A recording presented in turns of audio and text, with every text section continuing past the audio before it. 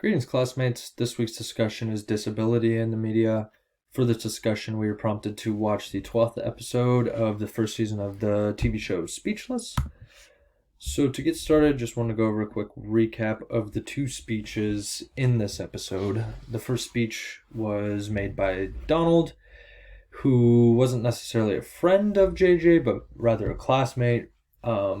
In his speech, he targets JJ's strength of character as a daily inspiration.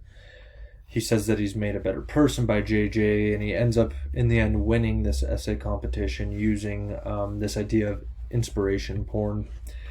Whereas Ray, JJ's brother, initially wants to win the prize money because he wants to buy the new hoverboard. Once JJ figures out that Donald's just using his disability to look better, he wants his brother Ray to write the speech about him instead of Albert Einstein.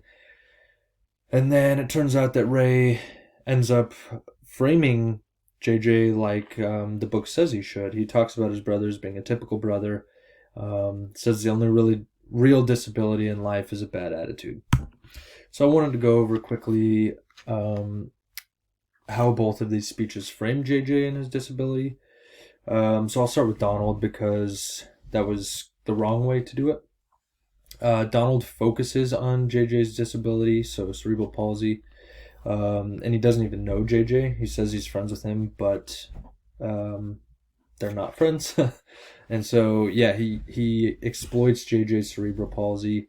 He does mention that he wants to better his college application, I believe. I can't remember exactly what he says. But there's a college in attendance or something, so he wants to win this competition. So he's doing it for all the wrong reasons. Whereas Ray, in the beginning, wants to do it for the wrong reason because he wants to win this competition to get the prize money. But in the end, he actually does the right thing. The book says to report a fuller, non-stereotypical picture of people with disabilities, and that's what Ray does. He presents JJ as the person first, as the older brother.